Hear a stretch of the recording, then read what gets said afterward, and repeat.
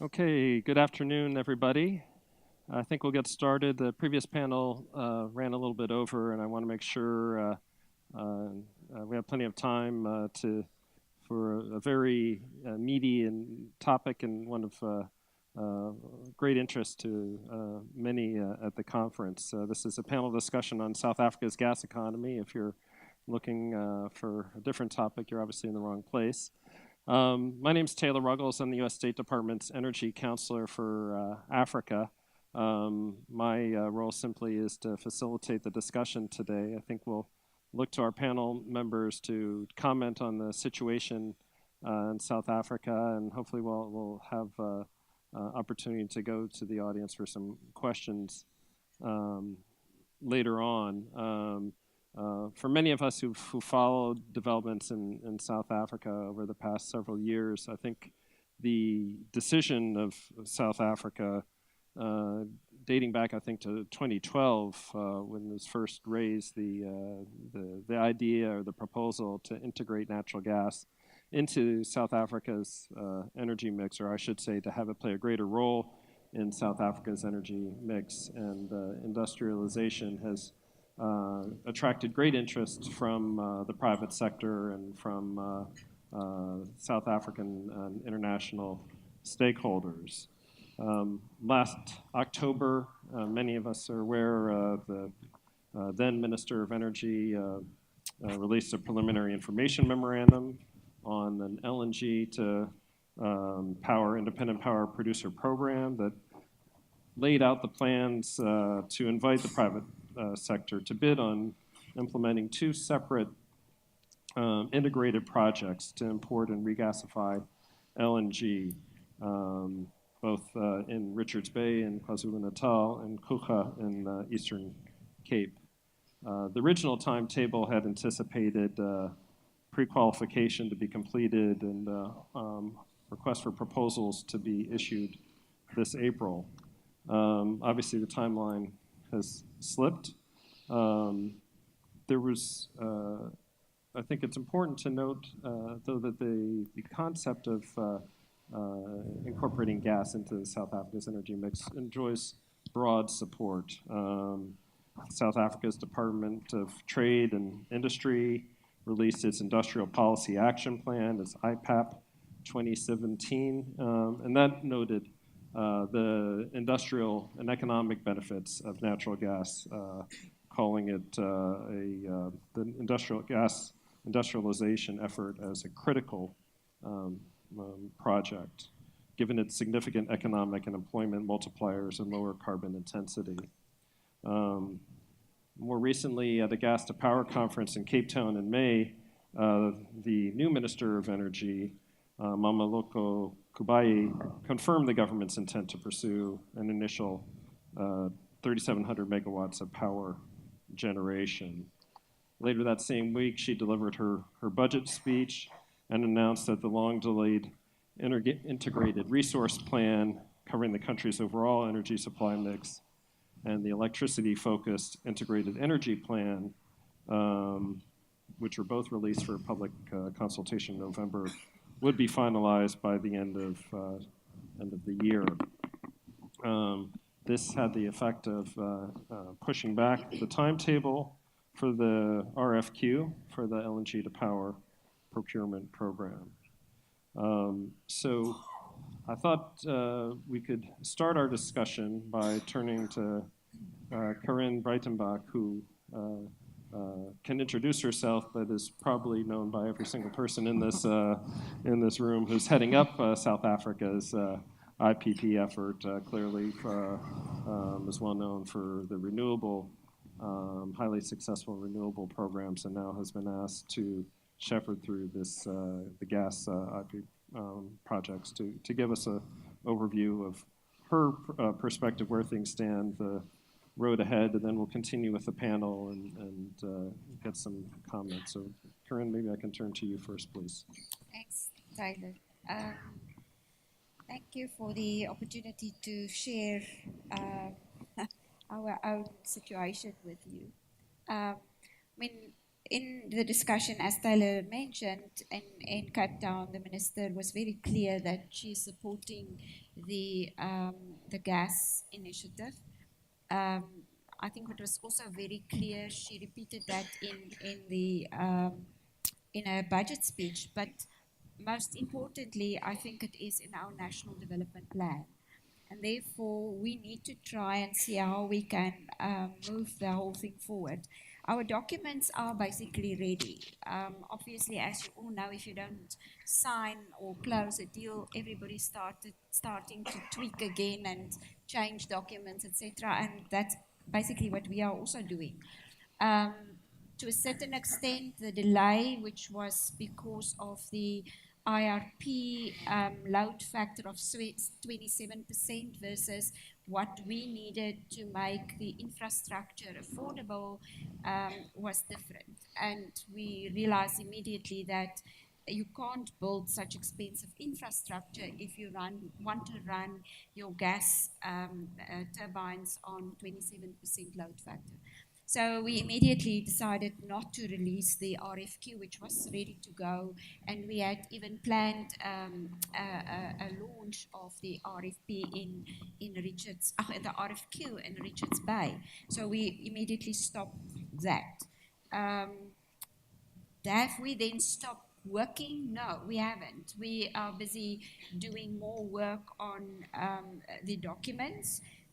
What we have realized that we can move some of the RFP information to the RFQ, so that you have got a much better understanding of what the project's all about or the program is all about.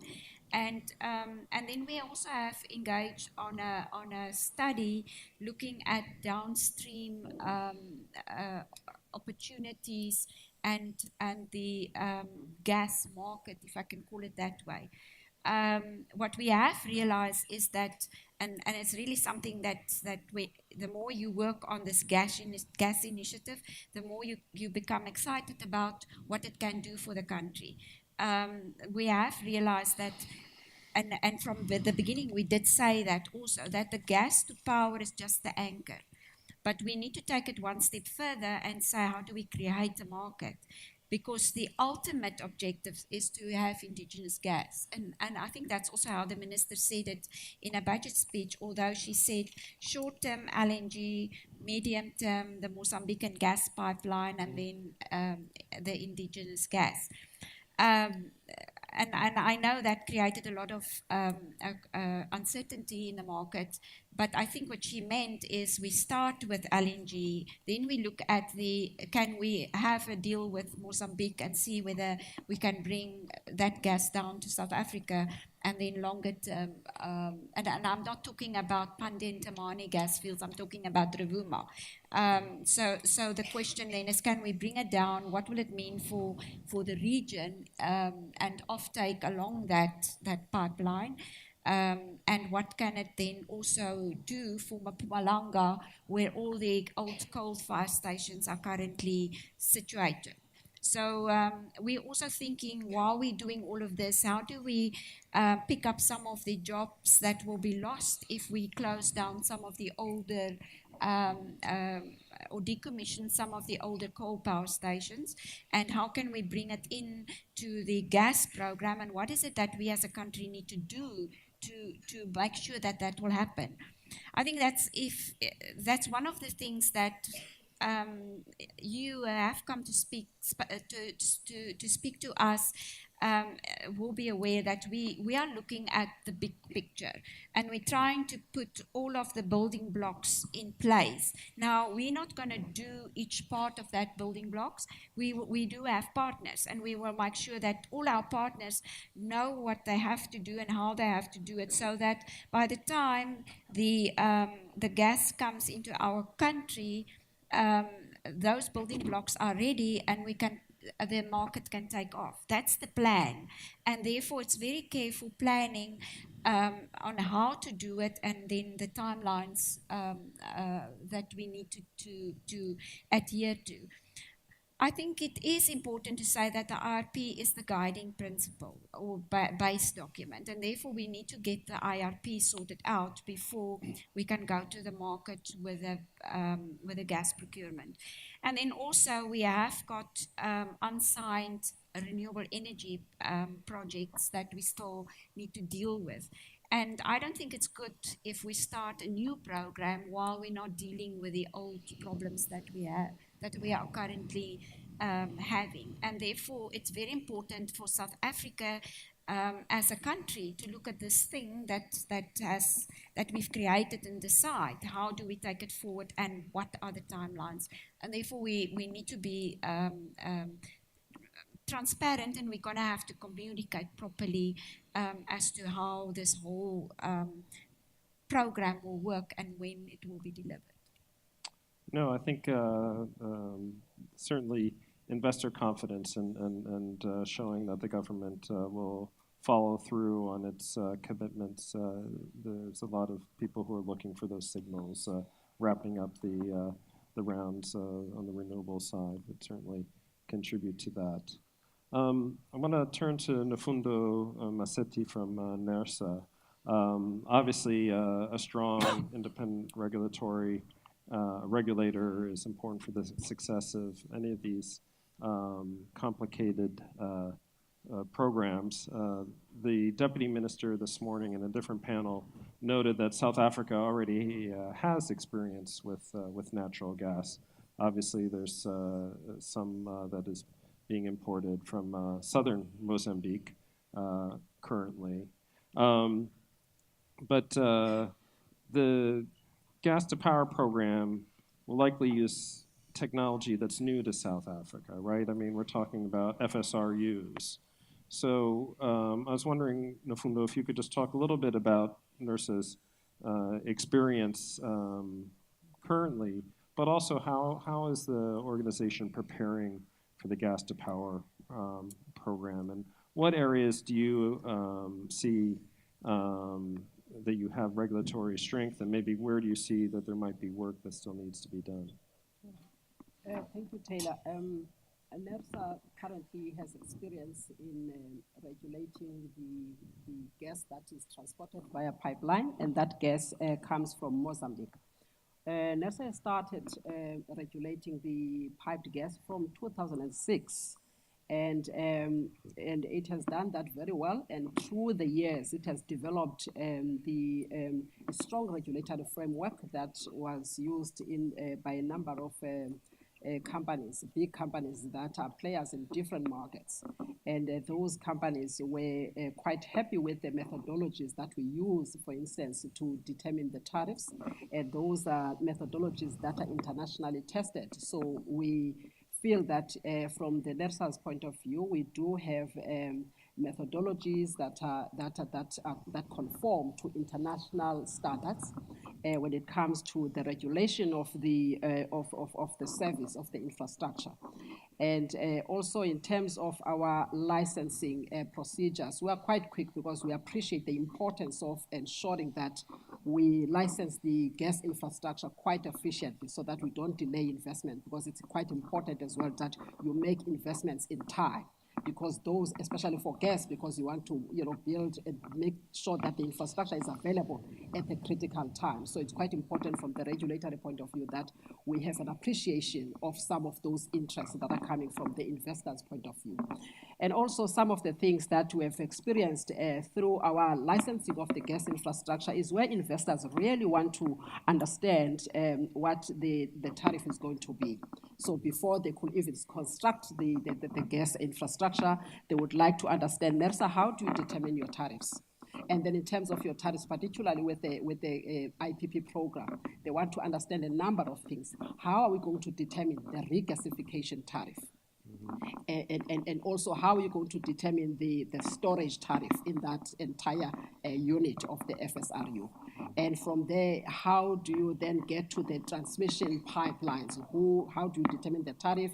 Do they have to come to us at the time when they have to construct the transmission line, and then when they have to come back again for the operation license, and then the trading thereof? So we clarify all of those things to the investors, that our role is where we license that gas infrastructure. We also determine the tariff for the service, and we use the best methodologies, and you choose actually the methodology that will suit you. If you have a targeted IRR or the hurdle rate, we don't determine, we don't prescribe it. The investors will prescribe what the target rate they want. And then we just use, we do our own verification, and if we are satisfied and there's a justification for it, we grant that. So we are quite flexible when it comes to investment. Yes, we do not, we use those investment regulatory tools to try and facilitate investment.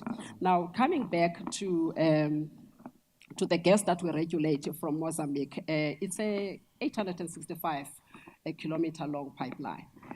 We have done that very well. There was a regulatory dispensation where the Sasol Gas had to get some preferential treatment in terms of the prices they could charge, market value prices that they could charge, and certain constraints and limitations in terms of the access to the infrastructure that they had put in place. But that has come and gone after 10 years. So we have quite a good experience in that area, but it had certain compromises in terms of competition, as you will appreciate that you only have one supplier who owns the infrastructure, who's also the user of that infrastructure.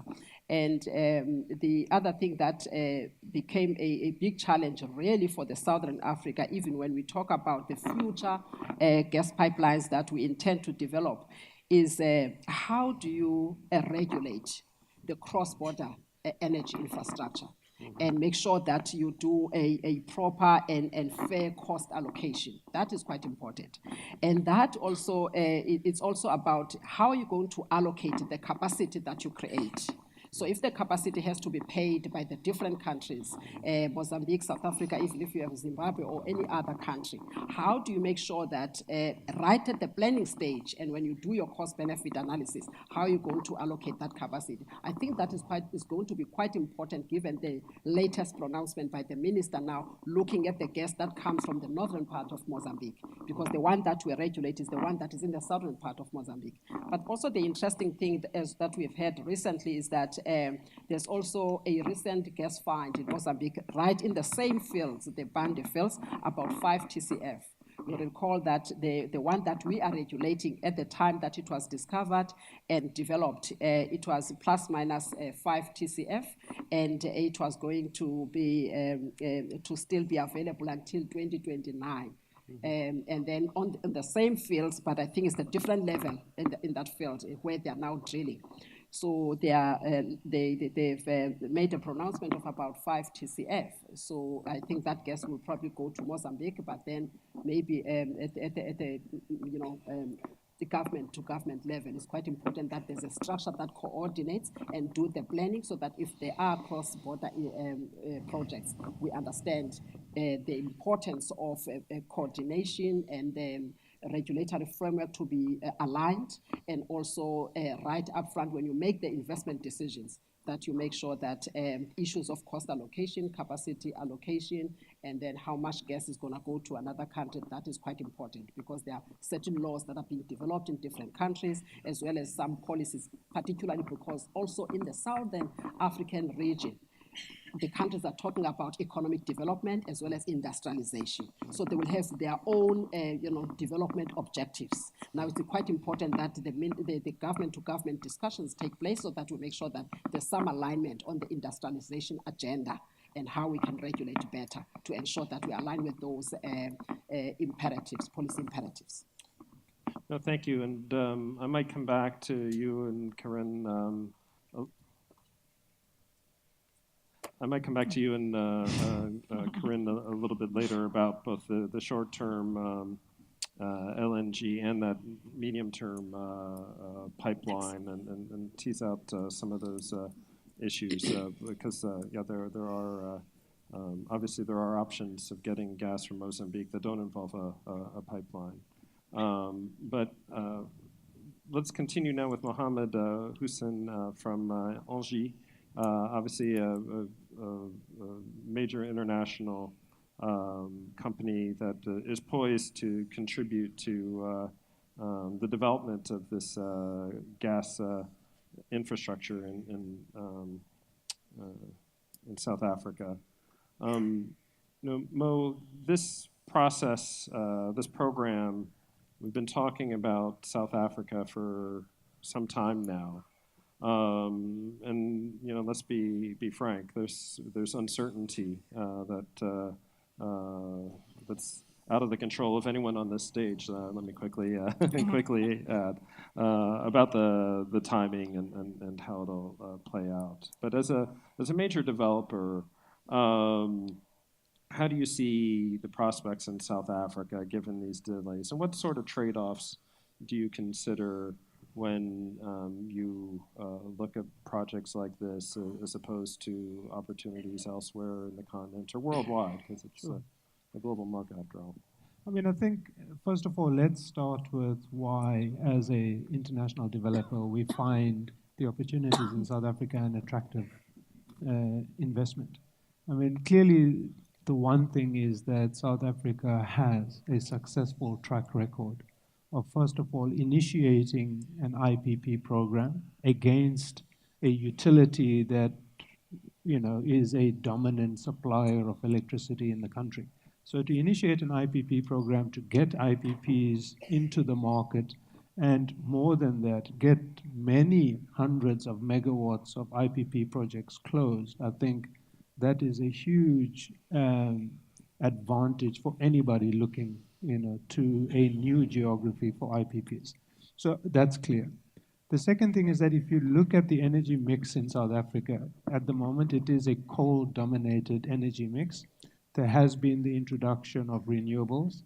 There are some small hydros, and of course we import a fair amount of hydro project from Mozambique. And the introduction of gas is a natural progression to say, let's have a generation mix that is diverse. I think the other important point to mention is that whilst natural gas is regarded as a fossil fuel, it is probably the cleanest of the fossil fuels. And in an economy that is coal-denominated, I think it makes a lot of sense to introduce natural gas. I think notwithstanding the President of the United States pronouncement, I think globally everybody agrees that we need to ensure that going forward we are very cognizant of CO2 and CO2 emissions. So I think gas, absolutely, in South Africa. What the question you raise now, Taylor, is that where do we as an international developer see the progression of the gas economy? Of course, we're speaking about gas to power as the initial anchor project of enabling a gas economy. And yes, there's no question, as Karine mentioned, that we are facing some challenges as a country. And of course, as NG, as you correctly pointed out, we look at opportunities all over the globe. And South Africa is but one of many opportunities. And whilst we do have successful boxes that we can tick, I think to continue to rely on past successes, there comes a point when you say, we need to move beyond thinking about past successes and let's move the program forward. So I think, to be fair, we face challenges as a global developer in all parts of the world. And there's no development in any part of the world that runs smoothly or according to the initial program. But we need to ensure that we address the challenges as they come. And we need to move beyond the challenges, So as NG, certainly our perspective, we have been in South Africa for over 10 years now. We still will continue to be in South Africa. We see it as a mature, advanced economy in the region. And we certainly believe that the gas to power program and the initiation of the gas economy, for the reasons we spoke about earlier, is definitely a path that both the country is going to go down, and we as developers are wanting to be part of the solution of developing that gas economy. No, thank you. And I think everyone on this stage is certainly a believer in the potential, the transformative potential of gas in the economy. It's a question of making decisions and moving forward. So now we have Tunes Ellers from ABSA, project finance. I mean, these are multi-billion-dollar projects. Quite to say it's a major undertaking is to minimize the what's at stake here. You know, Jens, we've heard from ESCOM that they've at least indicated that they are only going to sign RAND-based PPAs. How might this complicate raising finance for projects like this? Because nothing against ABSA or any of the other South African banks, which clearly have stature and breadth internationally, but this is a major, major undertaking. How do we address that? Well, thanks. That is indeed a good question. I think if we were very selfish, we would be quite happy to stick to RAN PPAs. Before I get to the answer, just a little bit about ABSA. Those who know us, we are a South African-based bank. We have offices all across the continent in 13 countries in Africa.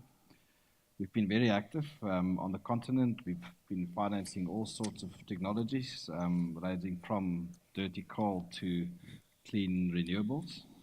The renewable sector and financing in that sector has been obviously the focus for the last 4 or 5 years. As a bank, we've been quite successful in the sector, having financed about 1.6 gigawatts of deals. And I believe the track record which Karin's team at the IPP office have established for themselves is really speak wonders. And again, we must commend them on the tremendous work which they've done. I'm also in a way very happy just getting to the gas side that I think it's important that we get the structure and the rules sorted out up front and get it sorted out properly before it gets to tender. Now, the whole issue about whether we should be sitting with a certain level of base factor or whether we should be looking at how it impacts on the upstream and the downstream and which government entity should be involved in the program, I think is critical to get sorted out now.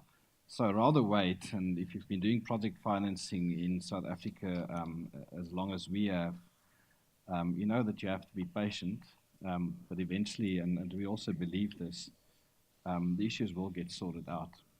And hopefully a year or two from now, we will sit here and looking back and hopefully having closed a couple of deals. But back to the question, and it's a very good one. How do we deal with these quantums of financing? Because in South Africa, these deals, if you look at the 2 coal deals that's currently on the go, these are some of the biggest deals that we've ever done in rands in South Africa. And I think when the gas program comes out, it's likely that those deals will also be by far the biggest deals on a project finance basis that we would have ever done in the country. So then the question quite rightly is, how do you finance all of that in rands if there is going to be this insistence from ESCOM? So, I mean, our simple view is, if you look at the gas side, the bigger piece of the tariff is going to be linked to an international gas price, which is dollarized in any case. So to then add on, as part of the fixed component of the tariff, a piece which could be indexed to dollars or even payable in dollars, we believe that's the way to go. And whether that is 20% or 40% or maybe even 50%, I think that's up to ESCOM and NERSA and everyone to think about. But I think from a competition perspective, and I'm speaking against us as a bank, it will be really quite good to bring in that level of competition and also skills from the international banking community and to allow them to also participate in these programs, because it will be needed. We're seeing on the coal baseload programs, even if every single commercial bank in the country participate up to its prudential limit, you still need all of them in all the deals. And that's not the best position for an international sponsor to be in. So we clearly are of the view that it's actually quite good to introduce a bit of competition as far as the debt piece is concerned. And we don't think that by introducing that, and have that exposure to dollars is necessarily going to change the ball game substantially for Eskom having to have a piece of its costs dollar indexed as well. I'll stop there for now. Okay, no, thank Thanks. you.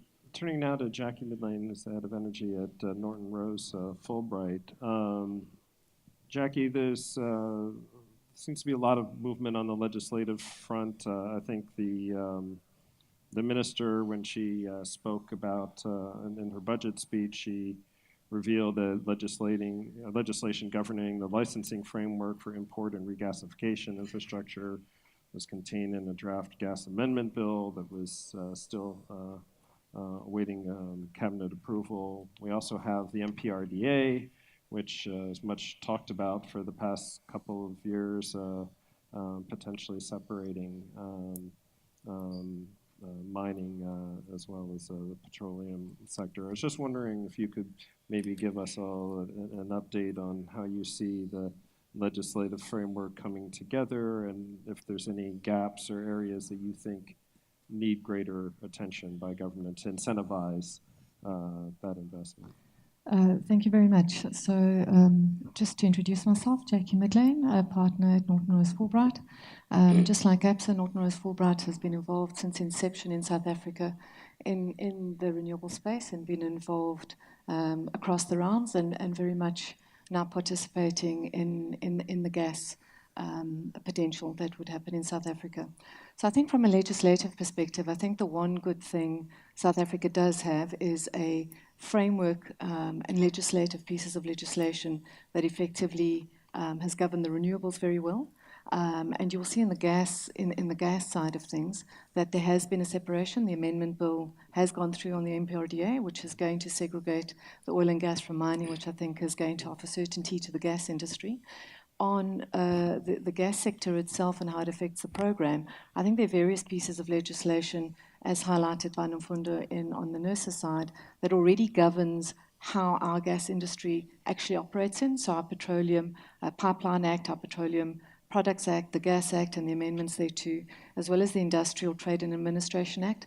And I think what's going to be important to be able to implement the program as well as the impetus to the gas industry is effectively being able to take all these pieces of legislation and being able to ensure that it applies for the gas program to offer certainty to investors. So issues of import and export licenses are going to be important, how the infrastructure and terminal issues are going to be managed and effectively how that gets managed, effectively the pipelines and how that gets regulated. So do I have the answer and the gaps? Maybe I'd identify the gaps, but certainly the one thing is to take what we've got as a regulatory framework, to identify and work with government as well as IPP advisors to ensure that there aren't gaps. So if there were any, is to ensure that before an RFP and RFQ comes out, is that the regulatory framework between private and government and IPP office is effectively sorted so that when people are bidding or the consortiums are bidding, they effectively know exactly which framework to work within,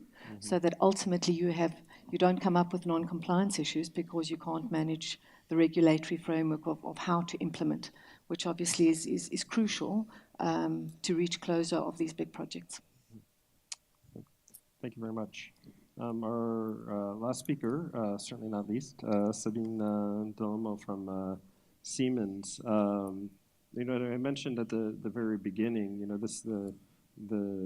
this gas economy is much more than just power. It's transforming the economy. DTI has spoken very positively about the transformative impact it can have on South Africa's economy. So Sabine, from the Siemens perspective, I was wondering if you could talk a little bit more about some of the industrial uses of gas and maybe some of your experience or Siemens' experience in other countries that have gone through, if not the same process, at least similarly, greater incorporation of gas and potential benefits. All right, thanks. Thanks to be here. Maybe for the ones who don't know what Siemens does, so also to bring the loop back to why you asked me this question. Siemens is the engineering company in the field of electrification, automation, and digitalization. And this gives you a hint that we are more than just power generation. When we look at South Africa, we are in Siemens in South Africa since 157 years. And that also gives you an idea that we look beyond one planning term of a quarter or a fiscal year or whatever is required for that purpose. Because when we discuss projects in South Africa and here coming back to the experience and also hinting to your comments, it is better to take a bit time in the beginning now to get it right. Because if you don't do it right in the beginning and you start executing a project and later on you find out, wow, there are costs which I haven't priced in, you basically fix a deal at the day when you sign, not when you basically execute. And hence, I'm fully in support from Siemens with Karen and the team, because better we do it right now. Yes, we do want also orders, and that's the same for our competition. Everybody wants to see that project to move forward. But at the other hand, we need to do it right, because there is nothing more crucial for the country, but also for the belief of specifically the people in South Africa, that once we start working on it, that it's really moving fast. And coming to the point of why is the gas industry so important for us, and why do we believe there is much more to South Africa than just power to gas? Because at the end of the day, when you consider, and Karen hinted on it, we have a massive issue in South Africa. First of all, well, this quarter we're the second time contracting, so we're officially in recession, so what's the problem per se? But we haven't created enough jobs. Our unemployment rate as of last week stands at 27.7%, where the majority of these people are young people which cannot find jobs. So we need to think as South African, as assigned industries in the countries, on how do we find opportunities to create jobs. And there cannot be continuing to be in mining jobs, excavating jobs where you basically just have labor. We need to bring also the South African and the Africans for that purpose into a level of being part of the digitalization story, which makes them market player or international player for that sense. And therefore, we believe it is very crucial to go ahead with the gas program, and not only with the gas to power, because gas for us is an industrialization story. It goes around that you will be able to have a lot of side industries created. And take, for instance, if you have gas, even if you have a regional initiative from Mozambique, that definitely will lift up the Southern African economy and both countries into a different level to where they are currently, because alone they will not be able to manage. But if I take, for instance, the fertilizer industry, which is one side industry which you will be able to develop out of a gas being available in South Africa, given the strengths of South Africa being a strong agricultural country, that will make a significant difference to input cost of fertilizers within the countries, will create additional jobs. And there are estimations that if you would have a gas industry in South Africa and being gas to power, a side effect of introducing that, and that is part of the National Development Plan and the initiative Pachisa 2, which basically refers to the development of a coastal region. But if you consider that you would be able to have that kind of industry available, it can add $60 billion to the GDP. That's exactly what we need. And it can create between 1.5 and 1.7 million jobs. That is also what we need. And hence, there are many more aspects to the development of gas, which we see, and where, specifically from our company point of view, where we will see it through. Yes, there are certain companies which are investors into South Africa. For them, the delay is a problem, because you also have to motivate your board every time new that you have resources on a project which is not moving as fast as you would like to see it. But on the other hand, I believe as a company committed to a country, and for that purpose being active in South Africa, you will need to see it through together with the country and together with the society. Okay.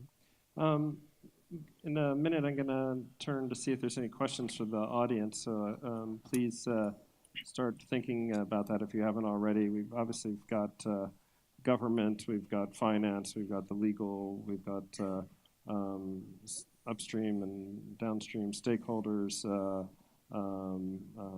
present, can cover the whole value chain. One question, I was debating which question to ask Tien's. So I started very narrow, but let me back up. Tiens, there's been a lot of attention on South Africa, not all of it flattering lately. You have the cabinet reshuffle, you have ratings downgrades by two of the three major ratings agencies. Moody's should come out with their determination in the next month, I suppose. What, from your perspective, I mean, what does this mean in terms of potential pricing that could be offered for such a large project? So I think I have to be very careful. I see some of our clients sitting in the room. I don't scare them. So, I mean, these things do have an impact. But I suppose in terms of our commitment, I mean, we are a local South African bank. We play on the continent. That is our home. I mean, we're not walking away from that. We have to believe, and we are taking a very much longer term view in terms of our commitments. I mean, to do lending in our markets for 15 to 20 years, that's what we do. And you can't do that if you don't believe that things will stabilize over time. I mean, we can't legally change our funding cost for a deal every 5 years. It's just, no, that's just not the way these agreements work. And on the other hand, we also can't go and fund ourselves for 20 years. It'll cost us more to actually raise the financing. So we run that mismatch. That's what banks do. But ultimately, I mean, the view that we have to take is that, over time, these things, we are in a temporary, hopefully, position where, things aren't going great. I mean, we'd be lying if we said it was. But we are looking beyond this and thinking longer term that things will get better. So yes, maybe there's a short-term blip and funding costs will increase by a few basis points because of the immediate downgrade. But the country, in terms of the prospects going forward, I mean, we still see the upside, which is why we're not going to stop making long-term funding available to, for example, this sector. So that's the only, I think, perspective from our side. You cannot, on a short-term basis, look at these things. You've got to look at beyond the horizon. The deals are still there. The upside of doing business in the country, I mean, we still believe it's all there. And I mean, a lot of what was driving this sort of drop in the demand for power in the country has got to do with issues also outside of our control. I mean, we've had the commodity markets taking quite a beating, and that's also resulted in lower power consumption from that big sector in the country. If that wasn't the case, if we didn't have a commodity slump in the last 4 or 5 years, I think the outlook for energy would have been very, very different. We wouldn't be sitting wondering about, whether we have surplus or not. We would be building power stations and it was coming out of our ears. So I think, we also, unfortunately, it's a perfect storm. We caught up in this issue about, there's an international issue around, China has slowed down, commodity prices are down. There's a bit of a dip in our requirement for electricity. But that will change. I mean, these things go through cycles. And that's the sort of longer-term view, belief that we take as a bank, certainly. Okay. No, thank you. Corinne, I wanted to follow up with you. You mentioned the minister's budget speech where she laid out the short-term, the medium-term, the long-term vision. When the preliminary information memorandum was released last October, again, it talked about Richards Bay and Koha. But in the minister's budget speech, she only mentions Richards Bay in that short-term plan. Is there anything to be read into that, or was that perhaps the minister being efficient in her words and concise? Yeah, she only has got a few minutes to do a budget speech. As far as I know, there hasn't been a change, and we are still working on both ports. I think what is very important is, and I think everybody has basically said that, is gas to power is the anchor to get gas into South Africa. And the study that we have done is the industrial sector is much bigger than the power sector for gas. The transport sector is much bigger for for gas than the electricity sector. And therefore, we are trying to see how we can build these blocks and make sure that those sectors will benefit from what we are doing. And I really believe that that's very important.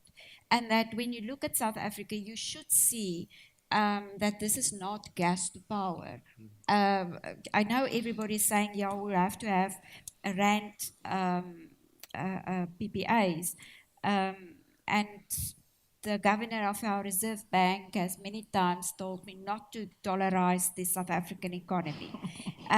However, I do believe there are ways to mitigate that risk. So you can still have a PPA in rands, however, your structure and the way you form, you design this program, you can do it. It's all about structuring, making sure that you put the different building blocks in place so that when the gas comes in, we have got a PPA, the consumer will see rands, not dollars. Will this be a big issue in the future? I don't know. The previous Minister of Finance had a big issue about that, and they were treasurers very much, or they are very much part of our team to look at how do we mitigate the risk. But with the new Minister of Finance, there may be another view, and we have to take into account that these projects are not for 1 year, 2 years, or 3 years. Administrations will come and they'll go. Our projects have to stand, and they have to stand the test of time. And therefore, when we do these things, we cannot just look at who wants what now. We need to look at what is important for the country over the time, and over time, and take our people with us, and the development of our people and the development of the region with us when we embark on this journey. I have more questions, but I want to give the audience a chance. Do we have anyone who has a question for any of the panel members? Taylor, maybe one point. Oh, I mean, one thing what also needs to be considered is when you talk about South Africa, and just go back to the track record, South Africa has not defaulted on any of the payments ever. And I think that is one great success story which the South African government since 1994 really can carry forward. And that, at least from our side, we have done public-private partnerships, not necessarily in the energy space, but in other areas of our business. And that is one reason where we can say it's bankable and it's secured for that purpose. And maybe also to the link of Eskom, comparing South Africa to other countries where you might have power purchase agreements, where power purchase agreements are signed, and once they're signed, they're actually not worth the paper they are basically signed on. And that's quite a difference in South Africa, because you have, also Eskom is a monopoly in the sense of the energy situation, but when you have a power purchase agreement with Eskom, you have a guaranteed off-taker, and the South African government has confirmed that they will support Eskom as a utility and as one of the biggest employers of the country. So I think just from an investor point of view, takes that as well as a surety, because that is sometimes a hurdle in doing business, but it also gives you comfort because it gives you security. No, and that's why those PPAs are so vital, and on the renewable side as well, for those projects to go forward. It's a important milestone. But good point in terms of the track record. I have a question up there, the gentleman in the white shirt. Hi, my name's Dan Marks from African Energy. I know it must be quite early days, and I don't know how much you can possibly tell us. This is a question for Corinne, really. But I was wondering if there was anything you could say about the implications of the move of the IPP office to the CEF, in terms of its effect on the legal status, the financing, funding of the office, and the governance structure. Obviously, it must be quite early, but if there's anything, if you have any indications, that would be helpful. Okay. Before she answers, I just want to see we can consolidate questions. Anyone else? We got another question over the far side, unfortunately. 1 second, please.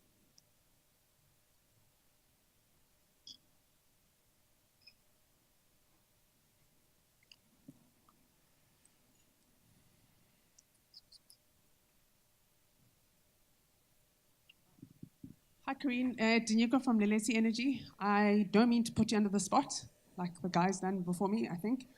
But we, as much as we are fully supportive of your desire to iron out any issues before you issue the RFQ, I think it's a bit concerning to hear that you want to close the REAP projects before you issue the RFQ. I mean, what sort of timelines are we working with here? Thanks. Okay, CEF and REQ. REQ. Any other questions? Well, they're both for Corinne, so Corinne, lucky you. From an institutionalization point of view, the first question. In South Africa, we have got a Public Finance Management Act. And according to that act, you cannot just change the mandate of an institution without going through a process. And therefore, we need to do more work and have agreements and approvals from the Department of Energy as well as Treasury. I think it's section 54.2 that spells out how that has to happen. And therefore, we need to take that into account. So, first of all, I don't know what the timelines are, but we're going to have to follow that process, and we're going to have to make sure that we have got a business case that we can present to Treasury to give us that approval. I think the intention is a good intention, if I can call it that way. This was initiated by the previous Minister of Energy. And the reason for that was it's basically a lifeline to the IPP. It was a lifeline to the IPP office. And as the Deputy Minister explained this morning, we have never been an institution. We've always been a partnership between DBSA, Treasury, and the DOE. And we were never intended to be a permanent structure. What we were intended to be was a gap, closing a gap and get the program on the road. Way back, we thought about an ISMO, Independent System and Market Operator, and we were supposed to, when that happens, we were supposed to move in there. That hasn't happened up to now, and therefore we are this hanging it's not the institution, the hanging partnership between the three. And I think it does create all sorts of uncertainty, not having a home and not being able to speak as an institution. So yes, I understand it has created a lot of nervousness. I think it has created a lot of uncertainty. The Deputy Minister this morning was clear that I don't think it's our independence that we are talking about more. I think it's much more transparency. So that when this new home of ours are up and running, then we will have to have, and that was said this morning on that panel, we will have to have the same acceptability, giving comfort, being transparent in the procurement processes. So that we don't close doors and take funny decisions behind closed doors, but that we are clear in what the instructions are, how do we do it, we communicate as we are currently communicating. So what I want to say to you is, I think you need to give the department a bit of time to work out all of these issues. And from where I'm sitting, to me, it may be a good solution for the country, because currently our role is very much in electricity procurement. If we are going to SEF in whichever form the decision is, we may have a bigger role, and we may have a bigger participation, which in my mind wouldn't be bad for the country if we can continue operating in a similar way as what we are doing currently. So my view is, yes, it has brought some uncertainty to the IPP office. Our people are nervous. However, I really believe that our people are very committed, and we haven't lost anybody from the IPP office thus far. And this uncertainty is now going on for a while. So I think what we are working for and what we believe in and the values that we as the IPP office are living out, I really believe that has given our people in our office the ability to stay and try and make it work. They are not people that cannot find other jobs. They can find other jobs. However, they've chosen to stay with us. They've chosen to believe in what we're trying to do, and they've chosen to get our country into a better space for the future. What I can see is we cannot stay what we are for now, because we have got accountability to the generations to come. You can't ignore that we have got lots of young people, not only in South Africa, but on the continent. And if we don't start doing something today, what are we going to say 5 years, 10 years, 20 years from now to our kids and their kids about what have we done while we have the opportunity to do it? So I really want to ask you to just hang in there a little bit and give us time to work it out. And as I've said, it can't be a decision made without a process. There is a process in law, and we need to follow that process. And therefore, we're going to have to work with Treasury to come up with a proper business plan that will make sense and that they will be able to approve. I really don't believe there was negative intentions when the decision was made. I just think we need a bit of time to work it out and come up with a proper structure and a solution and a process. That was the one question. Timelines, to be quite honest, I don't know. I don't think the renewable energy program is off the table. As far as I'm concerned, there was a president, State of the Nation, then there was a Minister of Finance budget speech, and then there was a Minister of Energy budget speech, and in all of those budget speeches, it was very clear that the program has to continue. Obviously, every time there's a new minister, they have got new views and things, and we need to listen to them and figure out, can we bring it in and try and work out how to accommodate them. But my honest view is that we need to close renewables before we go out with a new program. Because how do we explain to you that we want you to come and invest a lot of money in preparing for that bid process while we are not following through on other programs? I think it's going to be a very difficult thing to explain and to get you to believe us. So as far as I'm concerned, I think we need to close the renewables first before we go out with a new program. I really think so. Nafundo, I wanted to come back to you and ask a question, more generally speaking. This is a gas panel, and promise I'm not going to go down a rabbit hole about the nuclear tender, but there was a case in the Western Cape High Court that ruled back in April related directly to the nuclear procurement and basically critiqued some of NERSA's processes and procedures. The government has indicated it's not going to appeal against that ruling. So more broadly speaking, across the board, is there anything coming out of that judgment that NERSA has had to revisit in terms of how it approaches its role across the board? Obviously, the gas procurement here, but has that judgment had an impact on your work or how you approach your work?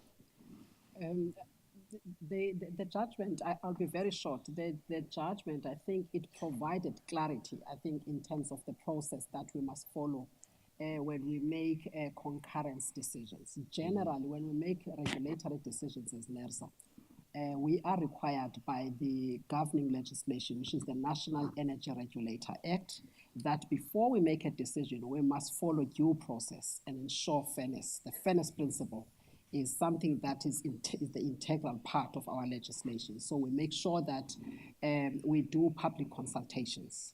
So in the case of the renewables, and I think in the case of the nuclear as well as gas, as well as renewables, we haven't really followed the public process. And I think the courts are there sometimes just to provide clarity and also predictability for the future. So I would like to say that the ruling of the court, we appreciate it from a viewpoint that sometimes courts, they are there to show these institutions what is the right process and also to provide the legal clarity. So that is the only implication that we have, that even when we make decisions on concurrence, let us not assume that the public is aware of the implications of that determination, what is going to happen. So even when we have to concur or not concur, we must follow due process. So that's the lesson that we are taking away from that court ruling, and also to appreciate the clarity that is provided by the courts in terms of that. Thank you. I want to look back at the audience and give another opportunity. I see a hand raised in the middle there. Thank you. Anton Barnes-Webb. I'm not sure if this is a question for Corinne or Nomfundo, but just coming out of that comment, it raises the interesting question of the 2015 gas to power determination and its status, because obviously the... Could you speak up a little bit? Yeah, sure. The case which you're referring to knocked back the nuclear determinations. And obviously the gas to power determination was made in, I think, about August 2015. So given the questions about the procedure that was followed then, given the fact that that was done on the basis of the previous IRP and we've got a new IRP coming out, is there an intention to make a new gas determination? And what is the effect of that in the program? Anton, the advice that we have received, and remember, we don't take that decision. It is a department decision, Department of Energy decision. But the advice that we have received from our legal opinion is that everything that we haven't procured must go through a new determination. And then the process that NERSA has to follow must then be followed. That's us, but that doesn't mean that's the final say. We don't have the final say. I'm sure the minister will get her own advice, and that she will then take a decision as to how to deal with these determinations. Thank you. Another question? Okay, so I wanted to, another issue that came up, we talked about the short-term plan of LNG importation. And the minister was quite clear in her budget speech, the medium term, looking for piped gas from the Rovuma Basin, Mozambique, to Gauteng. That would be an approximately 2,600 kilometer pipeline. Estimates of $6 billion plus minus. Had a South African company that was initially interested in a consortium that was formed to develop such a pipeline and backed out. All estimates I've seen is that for the near term, certainly into the well into the 2020s, gas is expected to remain fairly flat and inexpensive, which is to say the economics of financing a pipeline, and we have to remind ourselves this is crossing some very rural areas of Mozambique. The economics of such a pipeline would be challenging, to put it one way. Is this, can you speak, Karen, is this something, or anyone else on the panel, is this something that is an aspiration of the government, or is the government open to other ways, accepting that you want to incorporate Mozambique gas, other ways of bringing that gas to South Africa, such as through liquefaction, importation, through FSRUs and whatnot? My understanding, and my understanding is from what we have discussed with the department as well as our partner, the Development Bank of Southern Africa. DBSA is helping or will be helping Mozambique to do a feasibility study on that pipeline. We obviously on our side have got our own needs and our own objectives. If that pipeline makes sense, then I think we should be doing it. And it's not about only us bringing in LNG from the north. It is about what do we do to get the regional economies going again. And therefore, we need to look at this from an economic development point of view, not only whether it makes financial sense. I remember started way back, and I can't even remember when, so long ago, but with the DBSA and coming from an auditor's firm and looking at it makes economic sense, but it doesn't make financial sense. And I couldn't believe it. But anyway, I think that's where we are now again. We need to look at, does it make economic sense? And it's different from, will it give us profits? So Taylor, yeah, that work DBSA will be doing with Mozambique. We will obviously doing our side on this side. We have started with a study that I told you about, looking at the markets. We have looked at Mpumalanga and the possible job losses in the Mpumalanga area where our old coal stations are. And what we are looking is to see how many of those jobs can we save by bringing gas through that pipeline to Gauteng, which is where the heart of our economy is. So it's early days, to be quite honest, and I think she also referred to as medium-term, short-term LNG, medium-term, this gas from Mozambique.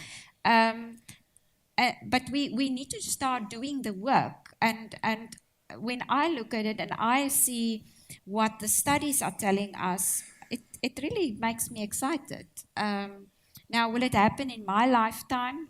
Working lifetime or not, I don't know. But if we don't start and we start looking at the different scenarios, it will in any event never happen. That doesn't mean we're going to start spending huge amounts of money. We're going to do desktop studies first to make sure we understand what do we do and how should we go about it. I think there is also a bigger picture here. We have got Cahora Bassa.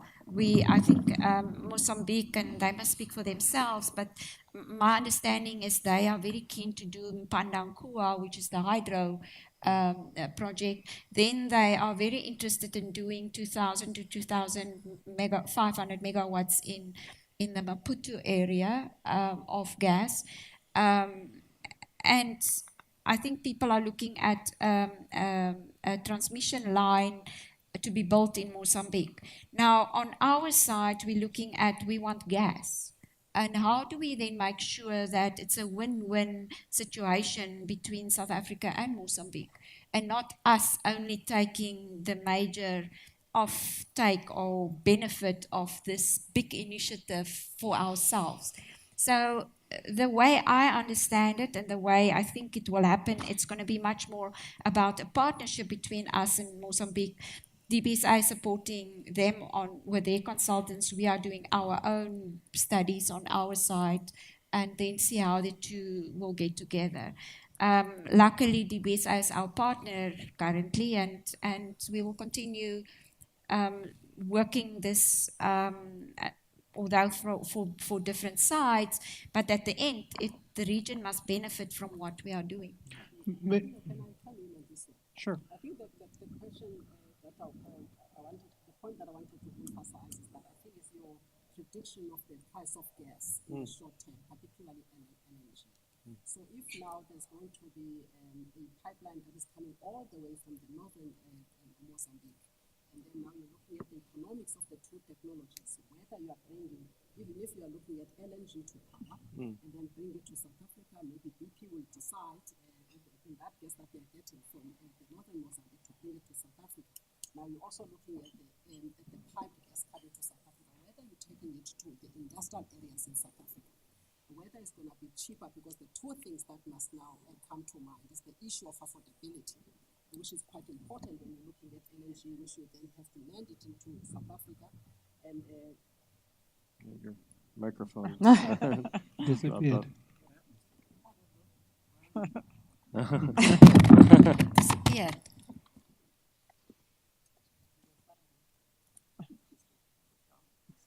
Good thing you were projecting well. I couldn't. All right. No, I was just talking about the implications on price of gas when it's now, landed in South Africa, whether it's the best technology or the technology that could make sense from the affordability point of view in terms of the tariffs, given the fact that we know that the cost of LNG now, the price is quite good for the demand side. It's Right. demand driven. Yeah. So if that price of LNG is going to be flat for quite some time, now would it make sense for the South African government to go the pipeline technology all the way from Mozambique, looking at the cost of pipeline? I think the feasibility study should not only be confined to the cost of pipeline. I think they need to look at the two, because the competition will be between the two, LNG to power, or even LNG when you then take it for industrialization, but also in terms of the pipeline, what the costs are going to be. Because when you get it to the other side, LNG as well, you have to look at the issue of transportation as well as the regasification costs that are going to be included. So I think it's the issue of affordability, but also the importance of just testing the market to see what the competition is going to play between the LNG and the piped gas in terms of cost and the economics of those two technologies. I think that is quite important. But I think the other element that we must not forget in terms of that same market and the technology that is already there is the potential for the CNG market. Because if you look at the gas that is coming all the way from the southern part of Mozambique in the Romco pipeline, it goes through Resano Garcia. And Resano Garcia, to get to Mpumalanga area that has been mentioned here, it's about, to get to the border, to Komati port, it's less than 20 kilometers. So if you draw out from Resano Garcia, and then you have already the infrastructure for CNG, you will be able to also get into the areas and penetrate quite well in the market that is in Mpumalanga, and actually service that market quite cheaper than to take the gas all the way from the northern Mozambique. So you need to take into account all of the existing technologies and the advantages that are already there, and think about the affordability.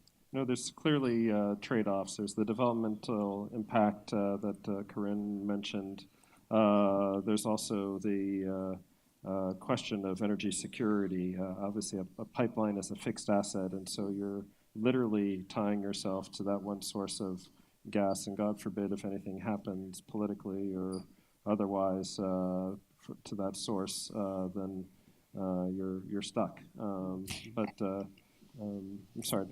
Taylor, what I want to say is I think the decision by the Department of Energy is we're going to need all three. So we're going to need the gas pipeline. We're going to need we need to test the gas pipeline. We need we're going to have the LNG importation, and hopefully one day we're going to have our own gas. So I think you can't put your eggs in one basket and think it's okay. I agree with you. You need to make sure that you also look at it from a risk point of view and decide what's the best for the region, not only for us as South Africa. I'm sensitive that I think we're at the end of our time slot. I just want to give some of our panel members an opportunity to make some closing comments, and I apologize to those that I haven't gotten back to, but Mo, maybe could start with you. Sure. I mean, I think just to emphasize the fact that we've all spoken about the gas economy, I think affordability is a key factor, and South Africa clearly is a country that we believe can afford a gas economy, and I think a diversified energy mix for a mature, advanced economy like South Africa makes a lot of sense. Yes, there are challenges in rolling out the gas to power program and therefore the gas economy. But again, from an energy perspective, from a developer's perspective, in any large infrastructure undertaking, there are going to be challenges. The issue is how do we deal with the challenges and the time frames we take to address those challenges. So, certainly from an NG perspective, we are still positive and optimistic about the rollout of a gas economy in South Africa. James? I think the same on our side. It's not only about the 2 or 3 mega gas IPP projects, which obviously we'd love to finance. It's actually about all the small businesses who will benefit from the downstream activities.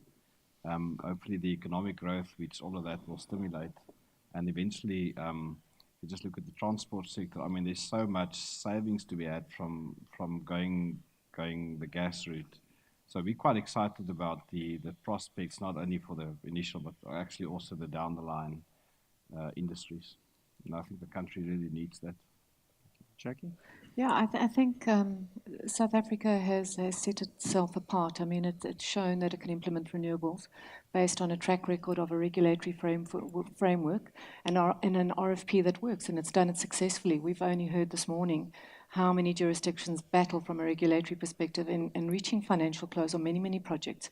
So I think in closing, we have an enabling legislation. We have a track record of an IPP office that's worked with private sector in a regulatory legal framework that's closed things. And I can only say, if we just need to follow suit on that, and, the gas industry in South Africa will happen. Sabine? Yeah, as I said, I mean, we as Siemens, we believe in South Africa. We are here for many years in the country, and we intend to stay. So hence, specifically also the regional integration aspect is for us a very crucial aspect, because we also have a significant setup in Mozambique. So if it's developed in Mozambique or in South Africa, it doesn't make a big difference to us. And it's really about thinking more than just gas to power. Gas to power is a good thing, but it's really about the stimulation of the economy. And if you are for long term in a market, then as the economy stimulates, you can do other business afterwards. Mm-hmm. So for us, it will turn out well in any case. So I'm happy to be there. Lufundo, I don't know if you had anything else to wrap up. I think I'm covered. All that I want to say is that NERSA is ready. We've got the rules. We can tweak them here and there. Also, we're working very closely with the IPP office. But I think what is also critical, if we are going to embark on this massive import infrastructure, it's important that the regulators work together, and there are issues of concurrent jurisdiction and complementary jurisdiction that needs to be ironed out, and make sure that there's proper coordination and alignment so that we make the project work. Sounds like you're going to be busy. Karen? Thank you. Well, for me, it's like, when do we start? So I think we can do it. I'm not saying we have got the perfect solution, but what we have seen with renewables, you can always tweak. And if you've got willing partners and willing departments to participate, we can all be winners. And the same for Mozambique. And that's why I'm so excited about all of this. It can really be a game changer in the region. And I should mention, I see we have the presidency represented with Silas Zuma watching. And for my part, I would just note that South Africa does have a lot of people rooting for it in this process, in public sector, other governments, in part because your record, whether it's in the reliability on PPAs, but also the innovation that you developed with the renewable IPP program, which has been modeled and replicated throughout the continent and indeed the world. I think there's a realization that when it comes to gas, the technological developments, the mobility of affordable natural gas and modular approach is a solution that many countries could benefit from, especially in Africa. And you look around the continent, you see countries like Ghana looking at importing LNG as part of its gas gas mix. And so I think the hope is that South Africa, as a leader, you've put in so much work looking into the regulations, looking into the legal framework, the financing, really can set the standard so that other countries in Africa, indeed around the world, can benefit from your leadership and your experience. So good luck. Thank you to the panel for your time and input, and thank you to the audience as well.